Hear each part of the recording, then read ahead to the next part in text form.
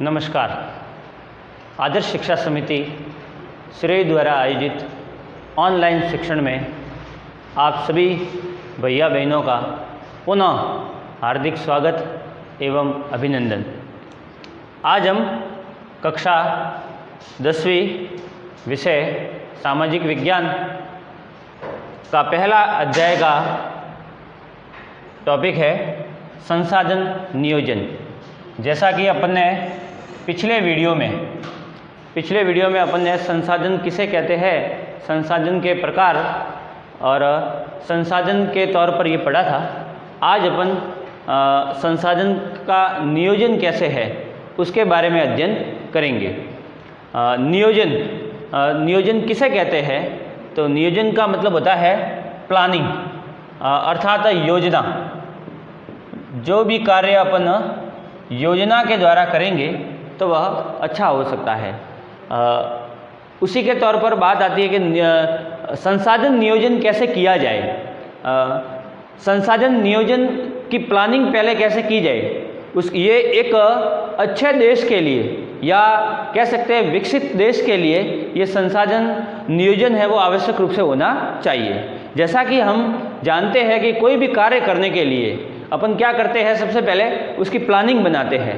कई बार भी बाहर जाना भी है अपने को तो उसके लिए अपन सारी प्लानिंग बनाते हैं और प्लानिंग जो भी बनती है, जो भी योजना बनती है, वह योजना बनने के उपरांत वह काम है वो अच्छी तरीके से होता है और व्यवस्थित होता है। इसलिए संसाधन में भी अपने को नियोजन है वो आवश्यक रूप से किस प्रकार करना चाहिए वो अपन आज इस अध्याय में पढ़ेंगे। तो संसाधनों के विवेकपूर्ण उपयोग के लिए एक रणनीति एक योजना बनाना कि संसाधनों का नियोजन है वो हम किस प्रकार करेंगे। भारत के तौर पर अपन बात करें, भारत के अंदर अगर बहुत सारे संसाधनों को एक नियोजन के तौर पर शामिल किया जाए तो एक भारत के अंदर नियोजन की एक जटिल प्रक्रिया है। वो शब्द इस्तेमाल इस प्रकार इसलिए किया गया है कि भारत है वो बहुत विशाल देश है और इस विशाल देश में विविधताएं पाई जाती तो हर जगह अलग अलग प्रकार के संसाधन प्राप्त होते हैं। कहीं ज़्यादा होते हैं तो कहीं कम होते हैं। जैसे कि कोयला एक संसाधन है और वह प्रचुर मात्रा में मध्य प्रदेश, झारखंड यहाँ पर ज़्यादा मिलता है, उड़ीसा है वहाँ पर ज़्यादा मिलता है और कुछ जो क्षेत्र है वहाँ पर न के बराबर मिलता है।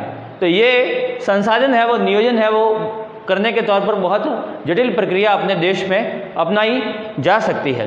तो इसके प्रमुख सोपान क्या क्या है वो अपन एक एक करके पढ़ेंगे। सबसे पहले अपने देश में अगर ये नियोजन करना है तो फिर अपन कैसे करेंगे। तो देश के विभिन्न प्रदेश, जैसे अपना देश है वो अन्य प्रदेशों में विभक्त है, तो उन प्रदेशों में संसाधनों की सबसे पहले क्या करनी, पहचान करनी कि कौन सा संसाधन कहाँ है, ये पहचान करनी और पहचान कर क्या करना, उनकी तालिका बनाने से उपरांत है कि ये संसाधन इस राज्य में ज़्यादा मिलता है, ये संसाधन इस राज्य में ज़्यादा मिलता है, तो उसका एक तालिका बनानी। जैसे राजस्थान की बात करें तो राजस्थान के अंदर जल संसाधन बहुत कम है, पानी की बहुत किल्लत है, तो यहाँ पर ये कमी है। और क्या ज़्यादा है तो आप ये देख सकते हैं कि राजस्थान में सौर ऊर्जा संयंत्र है वो अच्छे तरीके से लग सकते हैं। तो सौर ऊर्जा है, पवन ऊर्जा है, वो अपने राजस्थान में इसके संसाधन के तौर पर अपन उपयोग कर सकते हैं। तो उनकी तालिका में राजस्थान में क्या महत्वपूर्ण है, क्या ज़्यादा संसाधन उपयोग में ले सकते हैं, उनकी एक तालिका बनानी। ऐसे बहुत सारे राज्यों को एक तरफ लिखकर और एक तरफ संसाधनों को लिखकर ऐसी तालिकाओं का निर्माण करना, पहला बिंदु ये था। दूसरा ये है संसाधन की विकास की योजनाएं। संसाधन है कौन सा संसाधन अपने देश के विकास में सहायक होगा, उसके लिए ये सारी बातें ध्यान में रखकर लागू करने के लिए उपयुक्त प्रौद्योगिकी, कौन सा संसाधन अपने देश में अच्छी तरीके से लागू हो सकता है और वह अपने देश के विकास में सहायक हो सकता है, उसके लिए क्या करना, तो उसके लिए तकनीकी का इस्तेमाल करना। प्रौद्योगिकी का मतलब तकनीकी का इस्तेमाल करना और उसके अंदर कुछ कौशलात्मक विकास भी हो, उसके अंदर मनुष्य क्या कौशल अपना सकता है वो, और संस्थागत उसका ढांचा तैयार करना। संस्थागत ढांचा का मतलब है कि एक ऐसा ढांचा तैयार करना जिसके बाद में मनुष्य है वो उसका उस संसाधन का उपयोग है वो कर सके। ये एक दूसरा बिंदु है, उसको तैयार करना। तो अपन नियोजन के तौर पर दूसरा बिंदु ये पढ़ा कि जो बहुत सारी अपने देश की जो विकास योजना है जिसके अंतर्गत संसाधन उपयोगी हो सकते हैं, तो उनका कोई ना कोई तकनीकी इस्तेमाल करके अपने देश में कैसे लागू किया जाए, अपने विकास में वो कैसे सहायक हो, उसके लिए ये प्रयास करना, ऐसा एक ढांचा है वो तैयार करना। तीसरा है संसाधन विकास की योजनाएं। जो संसाधन विकास की जो किसी भी देश की प्रमुख योजनाएं होती है, कोई भी देश अगर तरक्की करता है, आगे बढ़ता है, तो वो विकास के तौर पर कैसे बढ़े उसके लिए योजनाएं निर्धारित करना और राष्ट्रीय विकास योजना में समन्वय स्थापित करना। जो राष्ट्र की योजना है, जो अपने देश की योजना है और कुछ राज्यों की योजना है, अन्य देशों की जो योजना है उनसे भी समन्वय स्थापित करना कि जैसे अमेरिका है वह किस संसाधन के तौर पर अच्छी खपत कर सकता है या वह किस संसाधन के तौर पर अग्रणी है, और अपने देश में कुछ ऐसे संसाधन हैं जिनको अपन आगे लाकर अपने दूसरे देशों में वह सहायक हो सकते हैं, तो उनकी योजना बनाना और समन्वय स्थापित करना। उन देशों के अंतर्गत भी जो दूसरे देश में संसाधनों का कैसे नियोजन है वो भी दृष्टिगत रखकर अपने देश के जो संसाधनों का समन्वय स्थापित करना। तो ये प्रमुख कुछ संसाधनों के नियोजन के प्रमुख अपन ने 3 बिंदु पढ़े हैं। तो इन तीनों बिंदु पढ़ने के उपरांत अपने देश के तौर पर अपन किस प्रकार अपना संसाधन नियोजन कर सकते हैं, जरूर एक जटिल प्रक्रिया है, लेकिन अपने देश के अंदर अगर अपने देश को विकास की श्रेणी में आगे बढ़ाना है इन संसाधनों के माध्यम से, तो अपने को ये कुछ तकनीक का इस्तेमाल है वो करना होगा। उसकी कुछ ना कुछ योजनाएं हैं वह बनानी पड़ेगी, जिसके उपरांत ही अपन कह सकते हैं कि वह अपने संसाधन का नियोजन है वो ठीक प्रकार से हो सके। संसाधन नियोजन आवश्यक भी है, क्यों? जैसे अपने ये भी एक प्रश्न परीक्षा की दृष्टि से आ सकता है कि संसाधन नियोजन है वो किसी भी देश के लिए क्यों आवश्यक है। तो ये इसलिए आवश्यक है कि अगर किसी भी देश की विकास दर को आगे बढ़ाना है तो उनके लिए उस संसाधन का नियोजन करना बहुत आवश्यक है। और अपन भी जानते हैं कि कोई भी अगर काम करना है तो वो प्लानिंग से किया जाता है, किसी भी योजना से कुछ काम किया जाता है तो वह अच्छी तरीके से काम है वो संपन्न होता है। अगला अपना जो टॉपिक है वो ये है संसाधनों का संरक्षण। अब जो अपने पास में जो संसाधन है उनका संरक्षण कैसे करना चाहिए। संरक्षण का मतलब उनको अच्छी तरीके से अपन किस प्रकार रख सकते हैं, क्योंकि ये अपने पर्यावरण के अपने आसपास के पर्यावरण को भी एक शुद्ध बनाते हैं। तो वह संरक्षण किस प्रकार हो उसके लिए भी अपन ये संसाधन का ध्यान रखेंगे।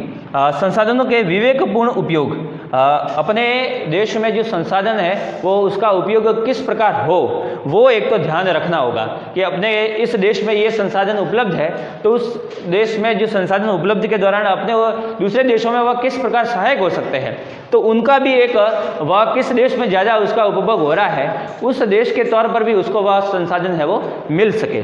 और अति उपयोगी के कारण कई सामाजिक, आर्थिक और पर्यावरणीय समस्या पैदा हो सकती है। बहुत सारी अपने देश में संसाधन है वो अपने पर्यावरण को भी कहीं न कहीं नुकसान पहुंचा सकते हैं, लेकिन वह आवश्यक भी है।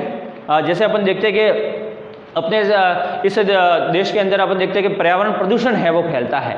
अब पर्यावरण प्रदूषण है वो फैलेगा तो किसी न किसी संसाधन का उपयोग तो हो रहा है, बहुत सारी फैक्ट्रियाँ लगी हुई है, हाँ लोगों को वह प्रदूषण के तौर पर उसका नुकसान हो रहा है, फिर भी संसाधन तो आवश्यक है। कोई ना कोई फैक्ट्रियाँ वगैरह, उद्योग धंधे वगैरह, अपने कोई ना कोई ये खनिज वगैरह जो है वो पदार्थ तो बनाने हैं, तो इसलिए ये समस्याएँ तो आएगी। तो इसका संरक्षण है वो किस प्रकार अपन कर सके, और संसाधनों का संरक्षण है वो आवश्यक रूप से होगा भी।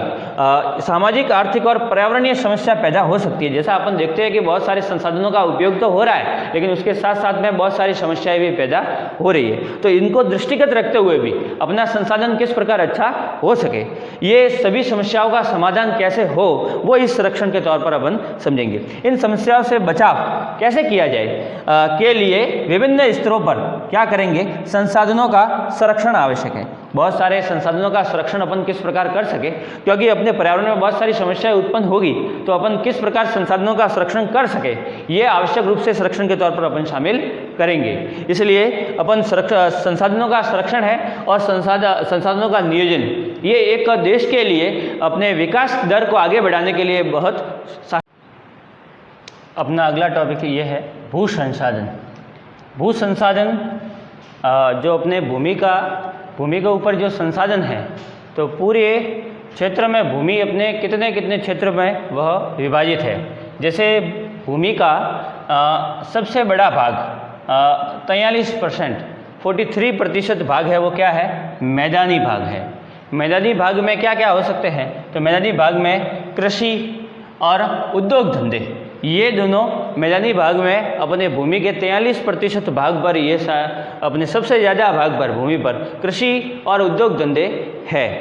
दूसरा, भूमि का जो दूसरा भाग है सबसे अधिक, वह है 30%। 30% है पर्वत। उन पर्वतों में क्या है? तो उन पर्वतों में नदियों के प्रवाह है। पर्यटन विकास की दृष्टि से यह संसाधन है वह भूमि के तौर पर काम आते हैं। तीसरा है 27%।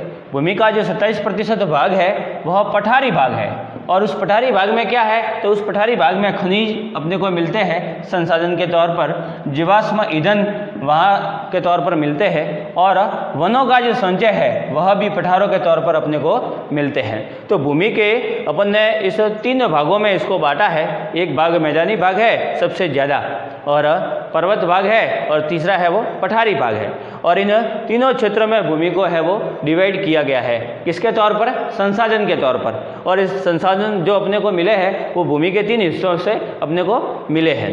अब भूमि का उपयोग है वह अपन कैसे अपने यहाँ के लोग संसाधन के तौर पर करते हैं? तो सबसे ज़्यादा अपन देखते हैं कि वनों का जो भाग है वो सबसे ज़्यादा है।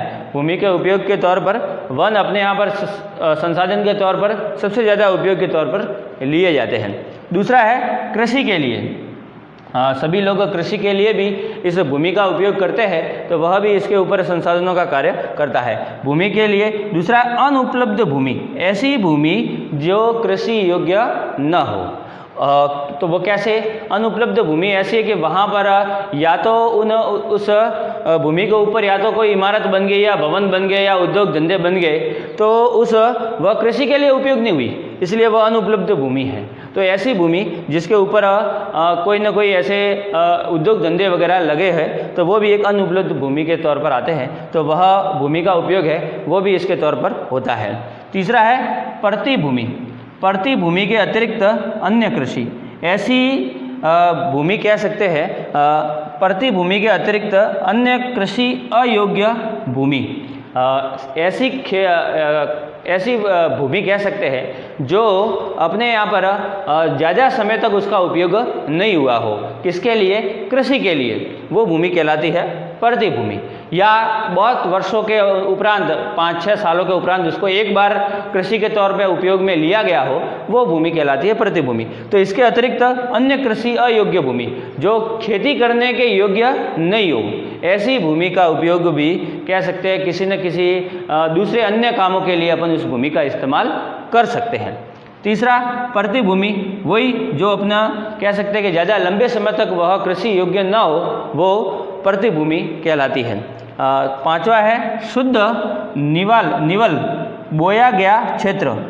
ये निवल बोया गया क्षेत्र उसे कहते हैं जो सबसे अधिक मात्रा में, जिसमें कह सकते हैं कि एक वर्ष में कम से कम 2 या 3 बार कृषि है उसके तौर पर वह हो, वो भूमि कहलाती है शुद्ध और निवल बोया गया क्षेत्र। जो सबसे ज़्यादा कह सकते हैं कि साल में 2 या 3 बार उसको बोया जाता है, वो कह सकते हैं कि शुद्ध अच्छी भूमि है। और वो अच्छी भूमि कह सकते हैं कि वो साल में 2 या 3 बार खेती के लिए उपयोगी होती है, वो भूमि भी अपन उपयोग के तौर पर लेते हैं। तो अब आज अपन ने इस टॉपिक के माध्यम से ये समझा है कि संसाधनों का नियोजन किस प्रकार हो, और संसाधन के नियोजन के तौर पर पहला टॉपिक भू संसाधन था। तो भूमि का जो उपयोग है वो अपने इस देश में किन किन क्षेत्रों में कितना कितना होता है, और भूमि का उपयोग अपन किस किस तौर पर करते हैं, और इस नियोजन के तौर पर अपने इस देश की विकास दर को आगे बढ़ाने के लिए अपन किस प्रकार इस भूमि का उपयोग और अच्छे प्लानिंग के तौर पर, नियोजन के तौर पर कर सकते हैं। आज अपन ने इसी टॉपिक के माध्यम से ये सारी बातें समझी है। धन्यवाद।